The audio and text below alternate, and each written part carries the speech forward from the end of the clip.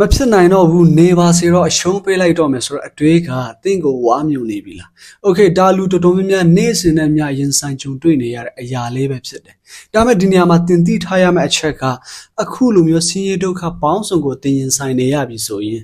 တင့်ကိုဖယားကယောဘလူမျိုးနှစ်ဆသောခေါင်းကြီးမင်္ဂလာပေးရှင်လို့ပဲဖြစ်တယ်အာမင်တနည်းအားဖြင့်ပြောရမယ်ဆိုလို့ရှိရင်အခုလိုမျိုးကျွန်တော်တို့ကြုံတွေ့နေရဆင်းရဲဒုက္ခတွေဟာကျွန်တော်တို့ရဲ့ယုံကြည်ခြင်းကိုစမ်းသပ်ခြင်းပဲဖြစ်တယ်ခရစ်တော်ရဲ့အခွင့်အာဏာမရှိဘဲနဲ့စာတန်ဟာကျွန်တော်တို့ကိုဘာဆိုဘာမှလုပ်လို့မရဘူးလုပ်ပိုင်ခွင့်လည်းမရှိဘူးအဲ့ဒါကြောင့်ပဲစာတန်ကယောဘရဲ့ယုံကြည်ခြင်းကိုစမ်းသပ်ချင်လာတဲ့အခါမှာခရစ်တော်စီကိုသွားလျှောက်ရတယ်အဲ့မှာခရစ်တော်ကဘာပြောလဲဆိုလို့ရှိရင်သူ့ကိုတင်လှုပ်ချင်တဲ့အရာလှုပ်လို့ရတယ်ဒါပေမဲ့သူ့ရဲ့အသက်ကိုမထီရဘူးဆိုပြီးတော့မှစီးချားပေးတာလေးကျွန်တော်တွေ့ရတာဖြစ်တယ်အဲ့လိုပဲကျွန်တော်ရဲ့အသက်တာမှာနေ့စဉ်နဲ့ညဆင်းရဲဒုက္ခပေါင်းစုံရင်ဆိုင်နေရတော့ငါလည်းပဲကျွန်တော်တို့ခံနိုင်တဲ့အတိုင်းတာထက်မကျော်လွန်စေဘုရားသခင်ပဲဖြစ်တယ်အာမင်လူအမြင်မှာလမ်းဆုံးလို့တွေးထားတဲ့အရာတွေဟာဘုရားသခင်အတွက်တော့လမ်းသစ်ဖောက်ဖို့အစပြုခြင်းသာဖြစ်တယ်အာမင်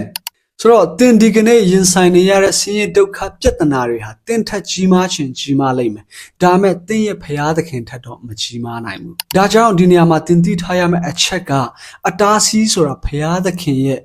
အံ့ဩဖွယ်အမှုပြသဖို့ပြင်ဆင်ထားတဲ့စစ်မြင်းတစ်ခုပဲဖြစ်တယ်။မဖြစ်နိုင်ခြင်းဆိုတာလူရဲ့ကန့်သက်ချက်ဖြစ်ပြီးဖြစ်နိုင်ခြင်းဆိုတာဖရာသခင်ရဲ့နေပယ်တစ်ခုပဲဖြစ်ပါတယ်။အာမင်။ဒါကြောင့်မို့မိတ်ဆွေဒီကနေ့တင်လေးကြနေရင်တောင်မှကူရိုကတင့်ကိုပြန်ထူမဖို့အသင့်ရှိနေတဲ့ဘုရားသခင်ပဲဖြစ်တယ်။ကူရိုဟာအရာရာတတ်နိုင်တယ်ဆိုတော့ယုံကြည်ခြင်းနဲ့နေ့ရက်တိုင်းကိုရေးရေးဝံ့ဝံ့ပြန်ပြီးတော့မှရင်ဆိုင်လိုက်ပါ။ကျမ်းစာသူရောက်ချင်းစီတိုင်းပေါ်မှာဖျားရှင်ဆက်လက်ကောင်းချီးပေးပါစေ။အာမင်။